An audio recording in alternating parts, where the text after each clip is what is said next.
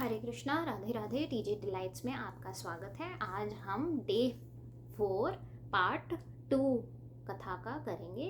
पहले आइए प्रभु की प्रार्थना से आरंभ करते हैं। वक्रतुंड महाकाय सूर्यकोटि समप्रभ निर्विघ्नं कुरु मे देव सर्वकार्येषु सर्वदा। इतना तो करना स्वामी, जब प्राण तन से निकले गोविंद नाम लेकर फिर प्राण तन से निकले।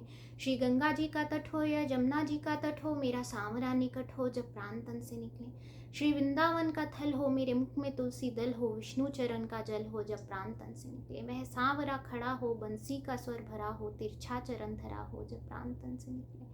सिर सोहना मुकुट हो, मुखड़े पे काली लट हो, यही ध्यान मेरे घट हो जब प्राण तन से निकले। जब प्राण कंठावे कोई रोग ना सतावे, यमदर्श ना दिखावे जब प्राण तन से निकले। मेरे प्राण निकले सुख से, तेरा नाम निकले मुख से, बच जाऊं घोर दुख से जब प्राण तन से निकले। उस वक्त जल्दी आना, नहीं शाम भूल जाना, बंसी की धुन सुनाना, राधा जी को संग में लाना जब प्राण तन से निकले। गुरुर ब्रह्मा गुरुर विष्णु गुरुर देवो महेश्वरा, गुरुर साक्षात पारब्रह्म तस्मै श्री गुरुवे नमः। वंशी शोभित कर मधुर नील जलतन श्याम, अरुण दर्जन विमल फल नयन कमल अभिराम। पूर्ण इंद अरविंद मुख पीतांबर शुभ साज, जय मनमोहन मदन छवि कृष्ण चंद्र महाराज। श्री बांके बिहारी तेरी आरती गाऊं, हे गिरधारी तेरी आरती गाऊं। आरती गाऊं प्यारे आपको रिझाऊं, आरती गाऊं प्यारे आपको रिझाऊं। श्री श्याम सुंदर तेरी आरती गाऊं, हे गिरवर तेरी आरती गाऊं। मोर मुकुट प्यारे शीश पे सोहे, प्यारी वंशी मेरो मन मोहे। देख छवि बलिहारी मैं जाऊं, श्री बांके बिहारी तेरी आरती गाऊं। चरणों से निकली गंगा प्यारी, जिसने सारी दुनिया तारी। उन चरणन के मैं दर्शन पाऊं, श्री बांके बिहारी तेरी आरती गाऊं। दास अनाथ के नाथ आप हो, सुख दुख जीवन प्यारे साथ आप हो। हरि चरणन में मैं शीश नवाऊं, श्री बांके बिहारी तेरी आरती गाऊं। श्री हरिदास के प्राणन प्यारे, मेरे मोहन जीवन धन हो। मैं भी तो तेरा दास कहाऊं, श्री वृंदावन वास में पाऊं। श्री बांके बिहारी तेरी आरती गाऊं। संग में विराजे राधा प्यारी, ललिता विशाखा सखियां सारी। देख युगल छवि बलि बलि जाऊं, श्री बांके बिहारी तेरी आरती गाऊं। श्री कुंज बिहारी तेरी आरती गाऊं, हे गिरवर तेरी आरती गाऊं। बोली बांके बिहारी लाल की जय। श्रीमद् भागवत पुराण की जय। श्री सुखदेव जी महाराज की जय। श्री हरिदास जी महाराज की जय। तो कल हमने राम जी का अवतार सुना था। राम जी दशरथ जी के यहाँ अपना विष्णु जी का रूप है, अवतार हैं, और शेषनाग जी का अवतार उनके छोटे भाई लक्ष्मण जी हैं। तो हमने सुना था कल कि राम जी अवतार लेते हैं इनके घर, और उसके बाद कैसे कई माता जो हैं वह मंथरा के भड़काने से इनको वनवास दे देती हैं, और ये अपनी माता और अपने पिता की आज्ञा की सराहना करते हुए वनवास को निकल जाते हैं। और रास्ते में कौन मिलते हैं इनको? इनके भक्त केवट। केवट जी ने प्रभु को गंगा पार लगाया है। केवट जी प्रभु के अनंत भक्त हुए हैं। तो अब गंगा पार प्रभु पहुंच चुके हैं। गंगा पार पहुंचने के बाद इनने अपनी कुटिया बनाई है और वहां पर रहने लगे हैं। और जैसा कि हमने कल वर्णन किया था, जो शेषनाग अवतार प्रभु के छोटे भाई हैं लक्ष्मण जी, उन्होंने इनकी सेवा करी है। दिन में इनके लिए फल, इनकी रक्षा करनी और रात को पहरा देना। जितने साल प्रभु वनवास में रहे हैं, शेषनाग जी यानी लक्ष्मण जी की यही रोज की दिनचर्या रही है। दिन में भाई भाभी का ख्याल रखना और रात को जब वे सो जाएं तो पहरा देना।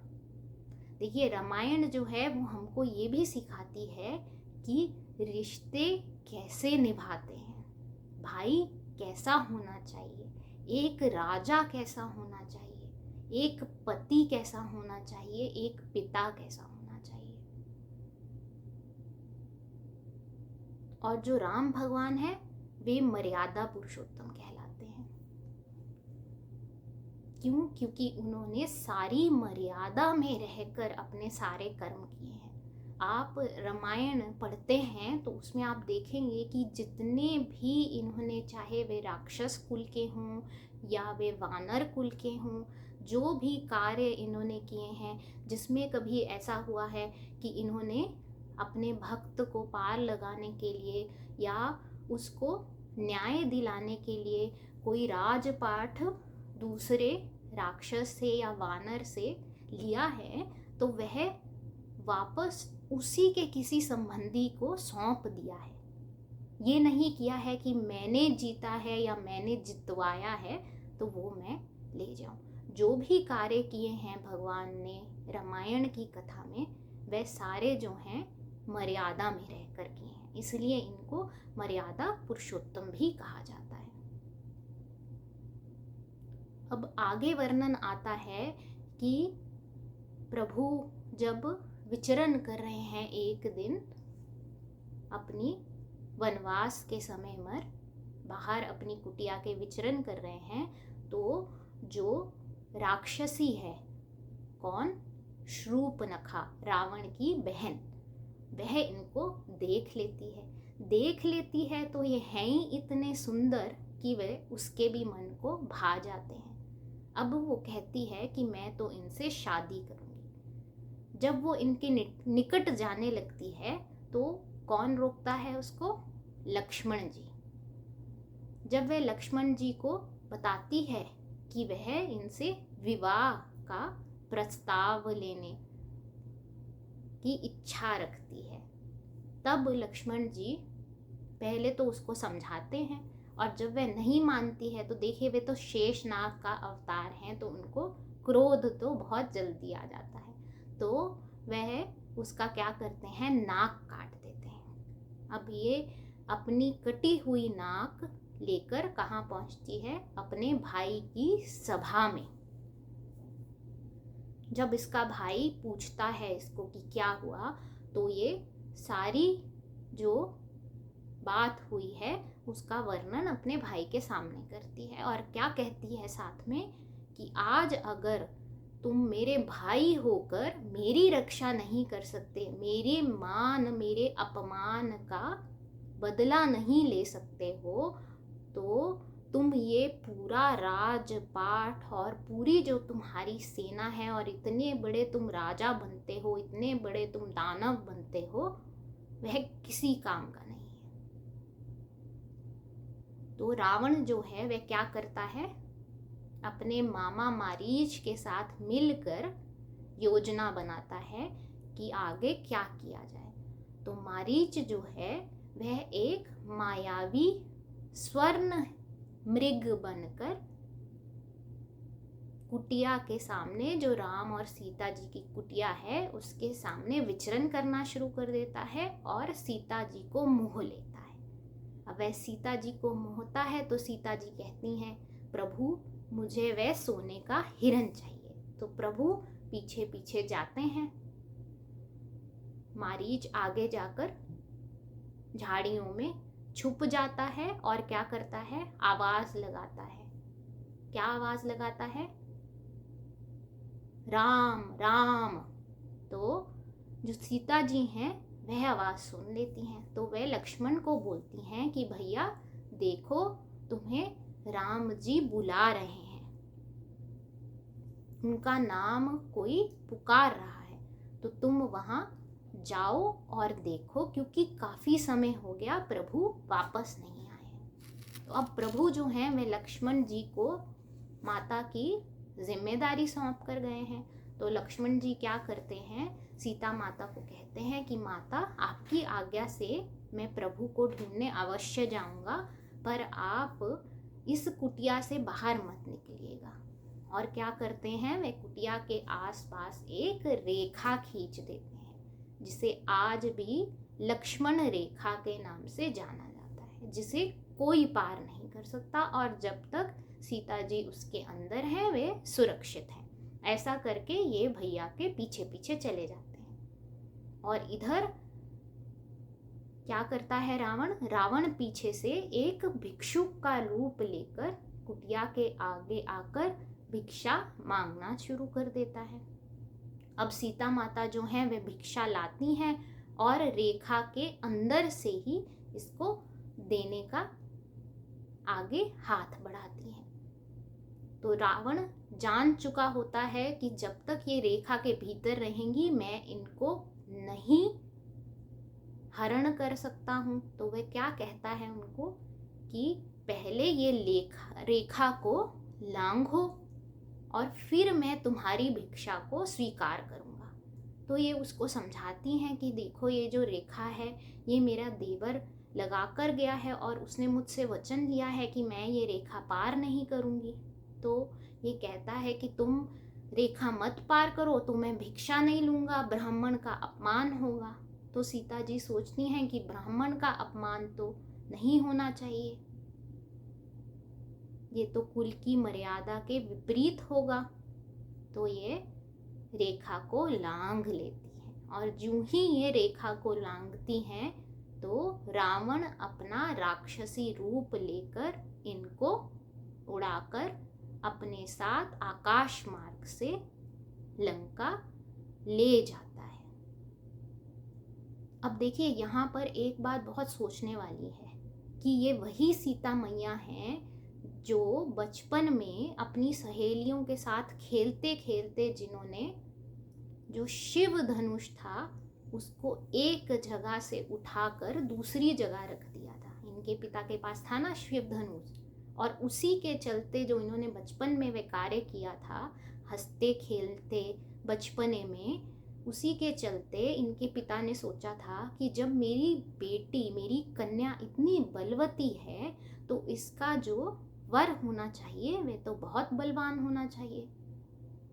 इसीलिए उन्होंने सीता जी के लिए क्या रचा था, स्वयंवर, कि जो इस धनुष पर, इस शिव धनुष पर प्रचंडा चढ़ा पाएगा वही मेरी कन्या का वर बनेगा।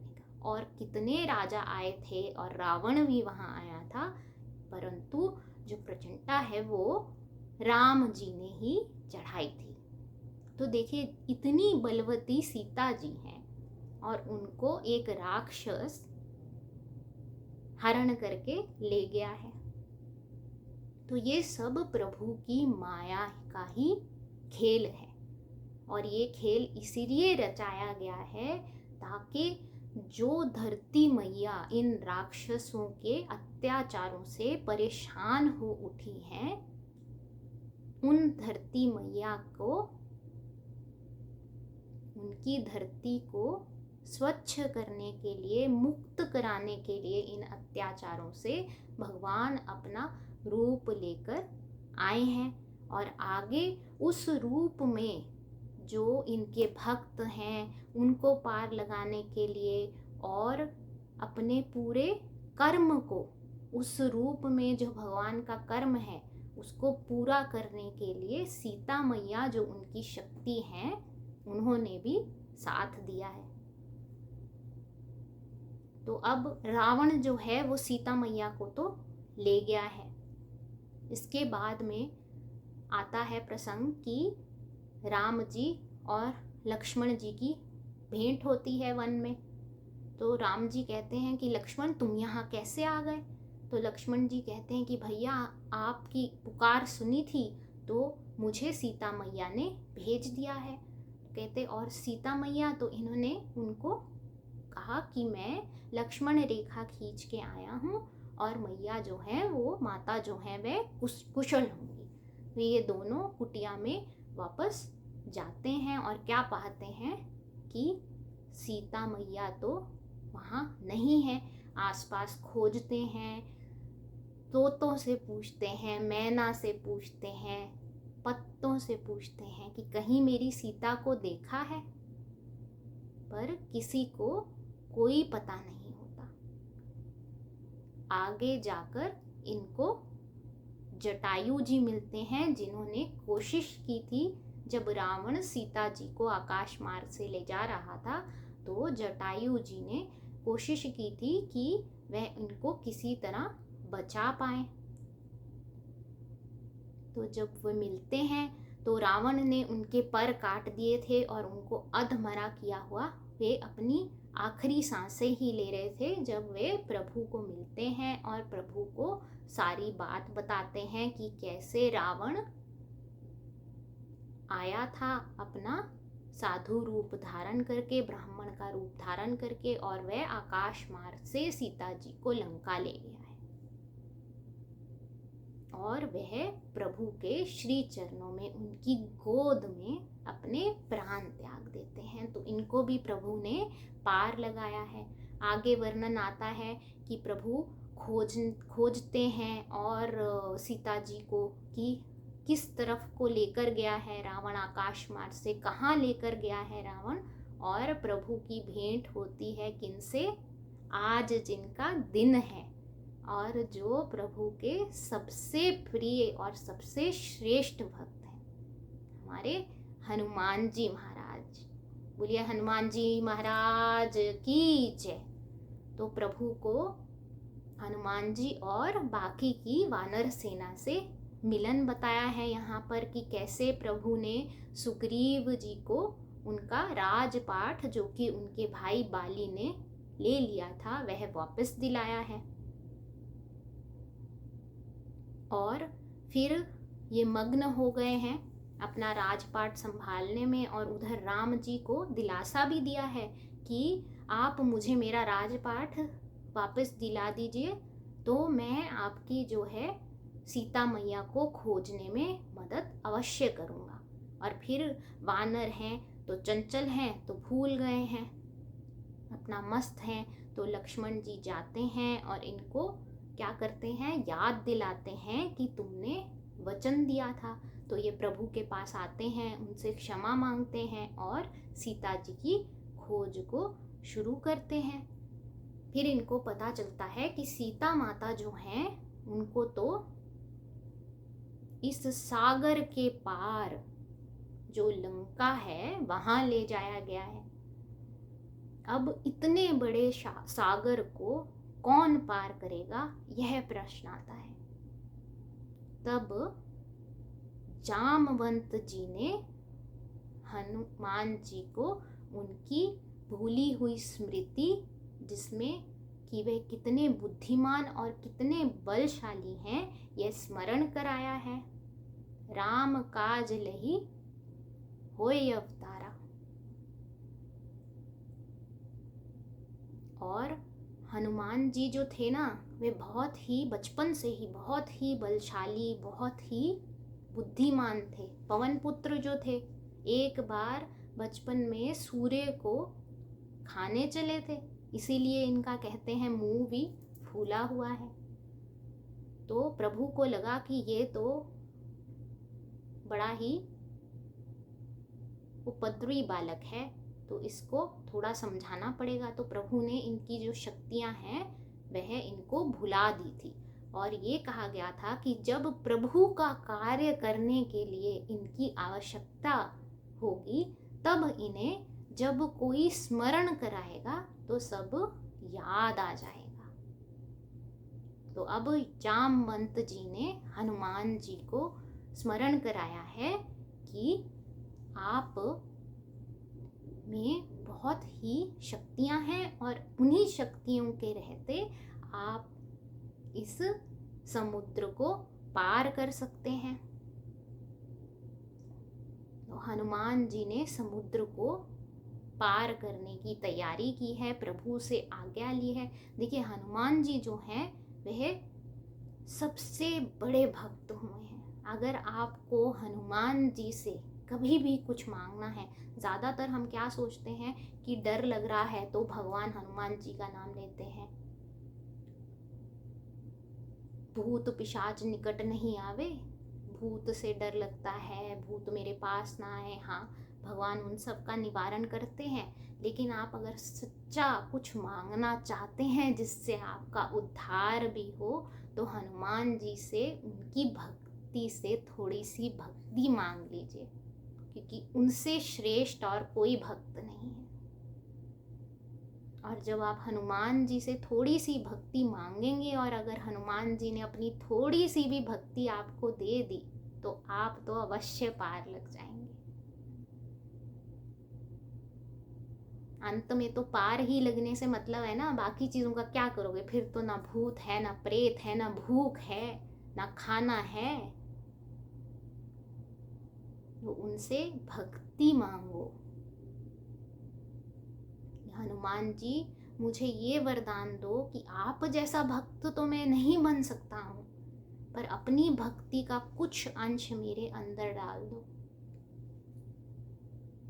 और यदि वो प्रसन्न हो गए तो आपके तो वारे न्यारे हैं फिर, क्योंकि फिर आप भक्त बन जाएंगे, और भक्त बन जाएंगे तो भगवान से आपका संबंध बन जाएगा, और जब उनसे संबंध बन जाता है तो वह उस संबंध को अवश्य निभाते हैं। तो आइए अब हम थोड़ा सा प्रभु का नाम लेते हैं। आज मंगलवार है तो हम हनुमान जी की चालीसा पढ़ लेते हैं।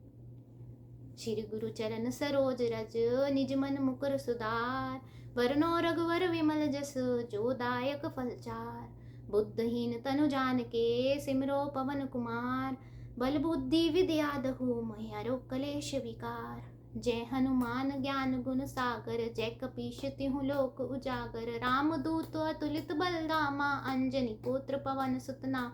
महावीर विक्रम बजरंगी, कुमति निवार सुमति के संग। कंचन बरन विराज सुबेसा, कानन कुंडल कुंचित केसा। हाथ ब्रज और ध्वजा विराजे, कांधे मूंज जनेऊ साज।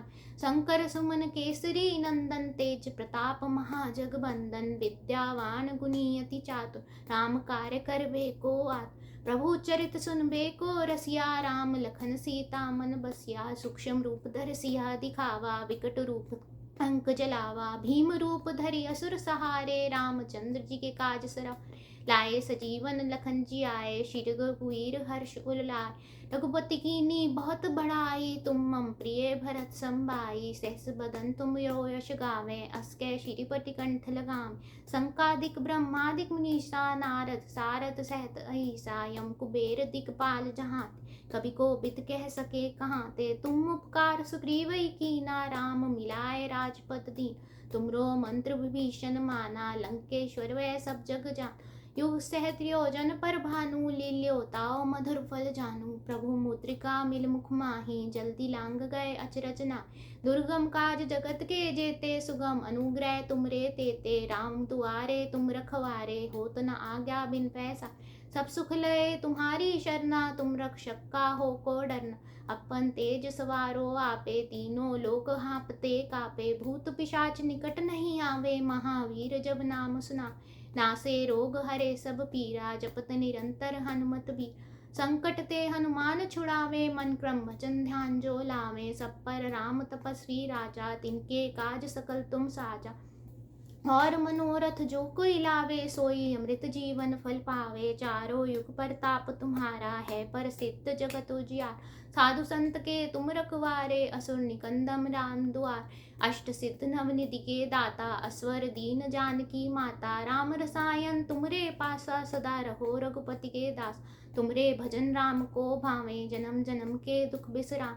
अंत काल रघुवरपुर जाई, जहाँ जन्म हरि भक्त कहाई। और देवता चितना धरे, हनुमत से सर्व सुख करहे। संकट कटे मिटे सब पीरा, जो सिमरे हनुमत बलबीरा। जय जय जय हनुमान गोसाई, कृपा करो गुरुदेव। ये शत बार पाठ कर जो ही, छूटे बंद महासुख होय। जो ये पढ़े हनुमान चालीसा, होए सिद्ध साखी गौरीसा। तुलसीदास सदा हरि चेरा, कीजे नाथ हृदय में डेरा। पवन तनय संकट हरन, मंगल मूर्ति रूप। राम लखन सीता सहित, हृदय बसो सुरभूप। सियावर राम जय जय राम, मेरे प्रभु राम जय जय राम। बोलिए रामचंद्र भगवान की जय, हनुमान जी महाराज की जय। बोल बांके बिहारी लाल की जय, श्रीमद् भागवत पुराण की जय। तो आइए एक छोटा सा भजन गाते हैं और उसके बाद आज की कथा को विश्राम देके कल आगे सुनेंगे कि कैसे हनुमान जी ने जाकर प्रभु का संदेश सिया जी को दिया है, और उसके बाद लंका दहन आएगा, और फिर आगे रावण का वध, और फिर आएंगे हमारे ठाकुर जी स्वरूप का वर्णन और अवतार। बोल बांके बिहारी लाल की जय। जाना था गंगा पार, प्रभु के वट की नाव चढ़े। कभी कभी भगवान को भी भक्तों से काम पड़े। जाना था गंगा पार, प्रभु के वट की नाव चढ़े। कभी कभी भगवान को भी भक्तों से काम पड़े। अवध छोड़ प्रभु वन को ध्याए, सिया राम गंगा तट आए। अवध छोड़ प्रभु वन को ध्याए, सिया राम गंगा तट आए। केवट मन ही मन हर्षाए, घर बैठे प्रभु दर्शन पाए। केवट मन ही मन हर्षाए, घर बैठे प्रभु दर्शन पाए। हाथ जोड़ कर प्रभु को आगे, केवट मगन खड़े। जाना था गंगा पार, प्रभु के वट की नाव चढ़े। कभी कभी भगवान को भी भक्तों से काम पड़े। प्रभु बोले तुम नाव चलाओ, पार हमें केवट पहुँचाओ। प्रभु बोले तुम नाव चलाओ, पार हमें केवट पहुँचाओ। केवट कहता सुनो हमारी, चरण धूल की महिमा न्यारी। केवट कहता सुनो हमारी, चरण धूल की महिमा न्यारी। मैं गरीब मेरी नैया नारी, ना होए पड़े। जाना था गंगा पार, प्रभु के वट की नाव चढ़े। कभी कभी भगवान को भी भक्तों से काम पड़े। केवट दौड़ के जल भर लाया, चरण धोए चरणामृत पाया। केवट दौड़ के जल भर लाया, चरण धोए चरणामृत पाया। वेद ग्रंथ जिनके यश गावे, केवट उनको नाव चढ़ाए। वेद ग्रंथ जिनके यश गाए, केवट उनको नाव चढ़ाए। बरसे फूल गगन से, ऐसे भक्त के भाव बड़े। जाना था गंगा प्रभु के वट की नाव चढ़े। कभी कभी भगवान को भी भक्तों से काम पड़े। चली नाव गंगा की धारा, सिया राम को पार उतारा। चली नाव गंगा की धारा, सिया राम को पार उतारा। प्रभु देन गे नाव उतराई, केवट कहे नहीं रघुराई। प्रभु देने लगे उतराई, केवट कहता नहीं रघुराई। प्यार किया मैंने तुमको, अब तू मोहे पार करे। पार किया मैं अब तुमको, तू मोहे पार करे। जाना था गंगा पार, प्रभु केवट की नाव चढ़े। कभी कभी भगवान को भी भक्तों से काम पड़े। बोल बांके बिहारी लाल की जय।